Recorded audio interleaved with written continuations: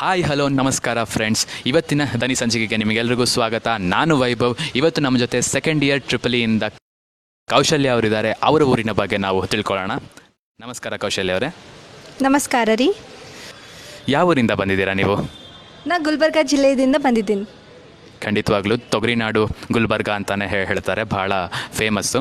ಈಗ ಗುಲ್ಬರ್ಗದಲ್ಲಿ ಬೇಕಾದಷ್ಟು ಜಾಗಗಳಿದೆ, ಆದರೆ ಯಾರೂ ನೋಡಿಲ್ದಿರುವಂಥದ್ದು ಅಥವಾ ಯಾರಿಗೂ ಗೊತ್ತಿಲ್ಲದೆ ಇರುವಂಥ ಜಾಗ ಅಂತಂದರೆ ಯಾವ ಜಾಗದ ಬಗ್ಗೆ ಹೇಳೋಕ್ಕೆ ಇಷ್ಟಪಡ್ತೀರಾ? ಖರೆ ರೀ, ನೀವು ಅಂದಂಗೆ ಗುಲ್ಬರ್ಗ ಒಳಗೆ ಭಾಳ ಜಾಗ ಅವ ರೀ. ಬಟ್ ಒಂದು ಜಾಗದ ಬಗ್ಗೆ ನಾ ಹೇಳಕ್ಕೆ ಇಷ್ಟಪಡ್ತೀನಿ. ಅದು ಜಾಗ ಅಂದ್ರೆ 60 ಕಂಬದ ಟೆಂಪಲ್. ನಿಯರ್ಲಿ ಅದು 49-48 ಕಿಲೋಮೀಟರ್ ಗುಲ್ಬರ್ಗ ಜಿಲ್ಲೆಯಿಂದ ಅದ ರೀ, ಚಿತ್ತಾಪುರ ತಾಲೂಕು ಒಳಗೆ. ಈ ಟೆಂಪಲ್ ಅಂದ್ರೆ ಪೂರ್ವ ದಿಕ್ಕಿಗದ. ಆ್ಯಂಡ್ ಅದ್ರೊಳಗೆ ಮೇಲೆ ನೋಡ್ಬೋದು ಬ್ರಹ್ಮ ವಿಷ್ಣು ಶಿವ ಅದ್ರ ಬಗ್ಗೆ ಹೇಳ್ಕೊಟ್ಟಾರ. ಏನ್ಷಿಯಂಟ್ ಇಂಡಿಯನ್ಸ್ ಬಗ್ಗೆ ನಿಮ್ಗೆ ಗೊತ್ತೇ ಅದ. ಸೊ ಒಳಗೆ ಟೋಟಲಿ 60 ಕಂಬಗಳವ ರೀ. ಆ್ಯಂಡ್ ನೀವು 60 ಕಂಬಗಳು ಒಂದೊಂದು ಕಂಬ ಒಳಗೆ ಒಬ್ಬರೊಬ್ರಿಗೆ ಬಂದು ನಿಂದಿರ್ಸಿರ 59 ಮಂದಿ ಅಷ್ಟೇ ಕಾಣಿಸ್ತಾರೆ ರೀ. 60ನೇ ಮಂದಿ ನಿಮ್ಮ ಕಣ್ಣಿಗೆ ಕಾಣಿಸಲ್ಲ.